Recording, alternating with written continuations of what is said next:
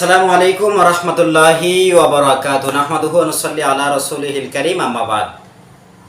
প্রিয় দর্শক শ্রোতা, আজকে আমরা আলোচনা করব রাজবাড়ির সেই ঘটনা নিয়ে যে সেখানে একজন লোক এক ভণ্ডকে কবর থেকে উঠিয়ে তাওহীদি জনতা পুড়িয়ে ফেলেছে, তার মাজার ভেঙে দিয়েছে। সে ইমাম মাহাদি, তারপরে ঈসা আলাইহিস সালাম, আরও অনেক অনেক মিথ্যা দাবি করেছে এবং তার কিছু ভক্তবৃন্দ আছে যারা তার মাজারে সেজদা দিত, তার বাড়ির দিকে ফিরে নামাজও নাকি পড়তো। সোশ্যাল মিডিয়া থেকে বিভিন্ন সংবাদ জানা যায়। এখন কতটুকু সত্য কতটুকু মিথ্যা এটা আল্লাহ ভালো জানে, আর ওই মহল্লার ওই এলাকার মানুষ জানে। তো যেটা ভাইরাল হয়েছে সেটা তার লাশকে কবর থেকে উঠিয়ে পুড়িয়ে দেওয়া হয়েছে। এই কাজটি কতটুকু শরিয়াত সম্মত সেই বিষয়ে আমি আজকে আলোচনা করব। প্রথমত কথা হচ্ছে যে আল্লাহ পাক রব্বুল আলামিনের কাছে ইসলাম ধর্ম হচ্ছে, আল্লাহ রাব্বুল আলামিন কোরআনে বলেছেন ইন্নাদ-দীনা ইনদাল্লাহিল ইসলাম। ইসলাম হচ্ছে আল্লাহ তাআলার কাছে একমাত্র মনোনীত ধর্ম। আমি এর আগে একটা ভিডিওতে বলেছিলাম পৃথিবীতে ধর্ম নামে অনেকগুলোই আছে, তবে আমি বলি যে ধর্ম তিনটা। আমি বলি বলতে কোরআন হাদিসের কথাই, পৃথিবীতে ধর্ম তিনটা বর্তমানে আছে। আর যেগুলো আছে বাকি ধর্মের নামে, সেগুলো ধর্ম নয়, বরং সেগুলো হচ্ছে মতাদর্শ বা মতবাদ বা ব্যক্তি গবেষণা বা এই তন্ত্রমন্ত্র পূজা অর্চনা ইত্যাদি মতাদর্শ, মতবাদ, ফেরকা। ধর্ম নয়। ধর্ম হচ্ছে তিনটা। এক নম্বর ইসলাম, যেটা সঠিক, অবিচল, সত্য, আল্লাহর কাছে মনোনীত। দুই নম্বর হচ্ছে ইহুদি ধর্ম, তিন নম্বর খ্রিস্টান ধর্ম। এই দুইটিও হচ্ছে ধর্ম। কারণ এই দুইটির যারা অনুসরণ করে, ইহুদি এবং খ্রিস্টান, তাদের এই ঈসা আলাইহিস সালামের যারা অনুসরণ করে তাদেরকে খ্রিস্টান বলে, মুসা আলাইহিস সালামের অনুসরণদেরকে ইহুদি। এভাবে তারাও ধর্মীয় তাদের নবী ছিল এবং আসমানি কিতাব ছিল, তো সেগুলোও ধর্ম। বাকি রাসূলুল্লাহ সাল্লাল্লাহু আলাইহি ওয়াসাল্লামের আগমনের কারণে সেই ধর্মগুলো এখন বর্তমানে বাতিল। এখন আর কোনো ইহুদি, কোনো খ্রিস্টান, তারা যদি ইহুদি খ্রিস্টান থাকে তারা নাজাত পাবে না। এখন একমাত্র সঠিক, অবিচল, সত্য ধর্ম হচ্ছে ইসলাম। যাই হোক, তো আমি সেদিকে যাচ্ছি না। ইসলাম হচ্ছে একমাত্র শান্তির ধর্ম, মনোনীত ধর্ম।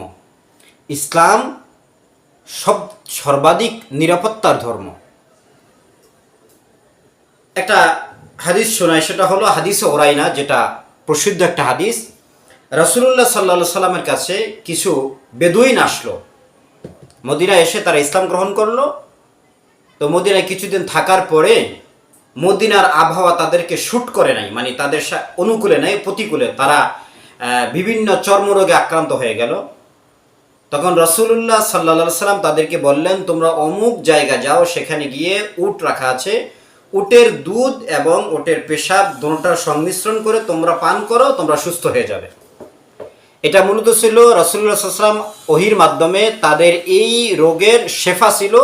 এই উটের পেশাব এবং দুধ একত্রিত করা, পান করার মধ্যে তাদের শেফা ছিল। এটা হলো তাদের জন্য ঔষধ। এই হাদিসের দ্বারা অনেক আহলে হাদিসের ভাইরা হালাল প্রাণীর মূত্রকে পাক বলে, যেটা তাদের ভুল, যে পাক নয়। হালাল প্রাণীর মূত্র, পেশাব না পাক, তারা এই হাদিস দ্বারা দলিল দেয়। এই হাদিস দ্বারা তাদের দলিল দেওয়ার সম্পূর্ণ বোকামি, সেটা অন্য কথা, আমি সেদিকে যাচ্ছি না। তো তারা রাসূলুল্লাহ সাল্লাল্লাহু আলাইহি সাল্লামের কথা মতো সেখানে গেলেন। ওটের দুধের সাথে ওটের সামান্য পরিমাণ বা যতটুকু পান করা দরকার অতটুকু পেশাব মিশ্রণ করে পান করার পরে আল্লাহ তাআলা তাদেরকে শেফা দিলেন, তারা সুস্থ হলেন। ঘটনাক্রমে সুস্থ হওয়ার পরে তারা মুরতাদ হয়ে গেল, মাআযাল্লাহ, আস্তাগফিরুল্লাহ। এবং মুরতাদ হয়ে তারা সে উটের রাখালদেরকে হত্যা করলো, রাখালদের চোখ উপড়ে ফেললো, হাত কাটলো, কান কাটলো, নাক কাটলো, এগুলা করে মুসলা করে বিকলঙ্গ করে তারা সেখান থেকে পালিয়ে গেল। আল্লাহ পাক রব্বুল আলামিন জিবরাইলের মাধ্যমে এই ঘটনা জানিয়ে দিলেন রাসূলুল্লাহ সাল্লাল্লাহু আলাইহি ওয়াসাল্লামকে। রাসূলুল্লাহ সাল্লাল্লাহু আলাইহি ওয়াসাল্লাম সাহাবীদেরকে একটা দল পাঠালেন। সাহাবীরা এসে তাদেরকে পাকড়াও করলো, ধরে আনলো। নবীজিও তাদেরকে হত্যা করলো, তাদের নাক কাটলো, কান কাটলো। তারা ওই রাখালদের সঙ্গে, মুসলিম রাখালদের সঙ্গে যে ধরনের আচরণ করেছে, রাসূলুল্লাহ সাল্লাল্লাহু আলাইহি ওয়াসাল্লাম তাদের সঙ্গে একই আচরণ করলেন এবং তাদেরকে রৌদ্রে নিক্ষেপ করলেন, বালুকাময় মাঠে। তারা সেখানে মৃত্যুবরণ করলো। এই ঘটনা ইসলামী জীবনে একবারে ঘটে। এরপর থেকে এই মুসলার বিধান রহিত হয়ে গেছে, যে এখন আর কেউ কাউকে বিকলঙ্গ করতে পারবো না, অঙ্গহানি করতে পারবো না। যদি কেউ হত্যাযোগ্য কাজ করে তাহলে তাকে মৃত্যুদণ্ড দিয়ে দিবে।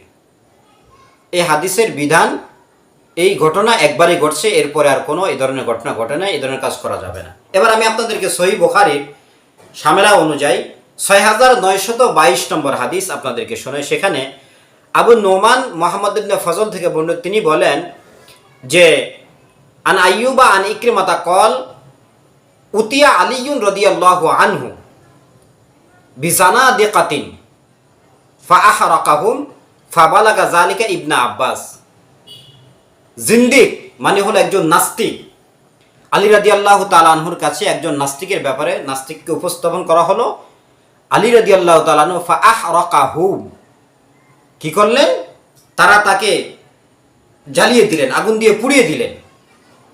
ফাবালাগা যালিকা ইবনে আব্বাসিন, এই ঘটনার কথা, এই যে জিন্দিক অর্থাৎ নাস্তিককে যে জ্বালিয়ে দিল, এই কথা হযরত ইবনে আব্বাস রাদিয়াল্লাহু তাআলা আনহুর কাছে এই ঘটনা পৌঁছল, তার কানে পৌঁছল এই কথা। ফাকালা, তিনি বললেন লাউ কুনতু আনা, যদি আমি হতাম, লাম উহরিকুহুম, তাহলে আমি তাদেরকে জ্বালাতাম না। যে একদল নাস্তিক, জানাদিক, জিন্দিকুনের বহুবচন জানাদিক, তো একদল নাস্তিকের সংবাদ পৌঁছত আলী রাদিয়াল্লাহু তাআলার কাছে। আলী রাদিয়াল্লাহু তাআলা আনহু তাদেরকে জ্বালিয়ে দিলেন, আগুন দিয়ে পুড়িয়ে দিলেন। এই ঘটনা ইবনে আব্বাস রাদিয়াল্লাহু তাআলা আনহুর কাছে কানে পৌঁছলে ইবনে আব্বাস বললেন ফাকালা লাউ কুনতু, যদি আমি হতাম, লাউ কুনতু আনা, যদি আমি হতাম, লাম উহরিকুহুম, আমি তাদেরকে জ্বালাতাম না। লিনাহি রাসূলিল্লাহি সাল্লাল্লাহু আলাইহি সাল্লাম, রাসূল সাল্লাল্লাহু আলাইহি ওয়াসাল্লামের নিষেধাজ্ঞার কারণে। লা তুআযযিবু বিআযাবিল্লাহ, রাসূল সাল্লাল্লাহু আলাইহি ওয়াসাল্লাম নিষেধাজ্ঞা কি? যে আল্লাহ রাসূল সাল্লাল্লাহু আলাইহি ওয়াসাল্লাম বলছেন লা তুআযযিবু বিআযাবিল্লাহ, তোমরা আল্লাহর আযাবের দ্বারা কাউকে আযাব দিও না, শাস্তি দিও না। অর্থাৎ আল্লাহ তাআলা নিজে শাস্তি দেওয়ার জন্য, জিন ইনসানকে শাস্তি দেওয়ার জন্য যেই শাস্তিটা বরাদ্দ করেছেন, যেমন আগুন দিয়ে পোড়ানো, সাপ দিয়ে ধ্বংসন করা। যেমন ইংরেজরা ওলামায়ে কেরামকে সাপের খাঁচায় রেখে দিত, সাপে দংশন করে মারতো, এটা আল্লাহর শাস্তি। কবরের মধ্যে সাপ আসবে, তাহলে সাপের খাঁচায় কাউকে বন্দি করা, যাতে সাপের সবল খেয়ে সে আস্তে আস্তে মারা যায়, এটা না জায়েজ, করা যাবে না। আগুন দিয়ে পোড়ানো যাবে না, কারণ আগুন জাহান্নামের শাস্তি, আল্লাহর শাস্তি। তাহলে সাপের ছোবল, বিচ্ছুর ছোবল, তারপরে আগুন দিয়ে পুড়িয়ে মারা, এগুলো হচ্ছে আল্লাহ তাআলা শাস্তি। আল্লাহ তাআলা এই শাস্তিগুলোর মাধ্যমে, এই প্রক্রিয়ায়, এই পদ্ধতিতে জিন ও ইনসানকে শাস্তি দিবেন। অতএব কোনো মানুষের জন্য, কোনো জিন ইনসানের জন্য উচিত নয় কোনো জিন ইনসানকে এভাবে শাস্তি প্রদান করা। কেন? আল্লাহ রাসূল সাল্লাল্লাহু আলাইহি ওয়াসাল্লাম নিষেধ করেছেন। ওয়ালা কাতালতুহুম লিকাউলি রাসূলিল্লাহি সাল্লাল্লাহু আলাইহি ওয়াসাল্লাম, ইবনে আব্বাস বলতেছেন আমি তাদেরকে হত্যা করতাম রাসূলুল্লাহ সাল্লাল্লাহু আলাইহি ওয়াসাল্লামের বাণীর কারণে।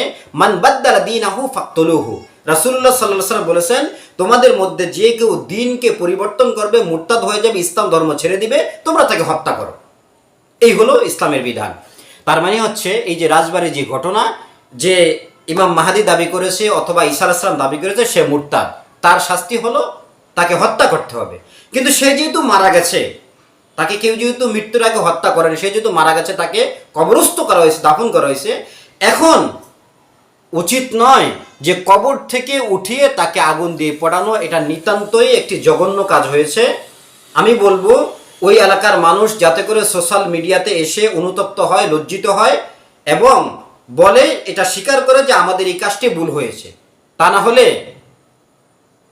রাম বাম অমুসলিমরা, যেমন ফজলুর রহমান সাহেব তো বলেই দিছে যে জনসাধারণকে উস্কানি দিয়ে ঘরে ঘরে ধর্মীয় কি বলে এটাকে, ধর্মীয় দাঙ্গা বাঁধে যেন না। এই কাজটা এটা একদমই উচিত হয়নি, কারণ এটা হলো আল্লাহ তাআলা শাস্তি। কবর থেকে উঠিয়ে তাও পুড়িয়েছে, এটা অত্যন্ত ঘৃণিত একটি কাজ হয়েছে, এটা উচিত হয়নি। আর মাজারটা যে ভেঙেছে সেটাও হয়তোবা তাওহীদি জনতা বারবার সরকারকে রিকোয়েস্ট করেছে, তবে এখানে সরকারের গাফলতি আছে। তাওহীদি জনতা যেহেতু বারবার সরকারি লোকদেরকে, প্রশাসনকে কমপ্লেন করেছে এই ব্যাপারে, অতএব উচিত ছিল সরকারিভাবে এই মাজারকে বন্ধ করে দেওয়া, এই ভণ্ডামি বন্ধ করে দেওয়া। কিন্তু সরকার, সেটা যে সরকারই হোক, আওয়ামী লীগ হোক, বিএনপি হোক, তারপরে ইউনিট সরকার হোক, সবগুলো সরকারে হলো নাস্তিকপন্থী, সবগুলো সরকারে হলো রাম বাম, প্রাচ্যের অনুসারী, পশ্চিমাদের অনুসারী। তারা যেভাবে বলে সেভাবে চলে, তারা ইসলামের পক্ষে কোনো কাজ করতে চায় না। তো যতটুকু ফেসবুকে বা সোশ্যাল মিডিয়াতে দেখলাম যে ওই তাওহীদি জনতা, ওই এলাকার সচেতন মুসলিম নাগরিক যারা ছিল, তারা বারবার নাকি প্রশাসনকে এই ব্যাপারে রিকোয়েস্ট করেছিল, বারবার জানিয়েছিল, তারা কোনো এই ব্যাপারে কোনো ভূমিকা পালন করেনি। এটা তাদের গাফলতি আছে। অবশ্যই আমি বলবো যারা পুড়িয়েছে তাদেরকেও জাতির সামনে এসে দুঃখ প্রকাশ করা, এবং প্রশাসনকেও সোশ্যাল মিডিয়ার সামনে সংবাদ সম্মেলন করে সরি বলতে হবে যে আমাদের কাছে তাওহীদি জনতা বারবার রিকোয়েস্ট করেছে, আমাদেরকে এই ব্যাপারে জানিয়েছে, অনুরোধ করেছে, আমরা কোনো পদক্ষেপ নেইনি, আমাদের ভুল হয়েছে, এই জন্য আমরা ক্ষমা প্রার্থী।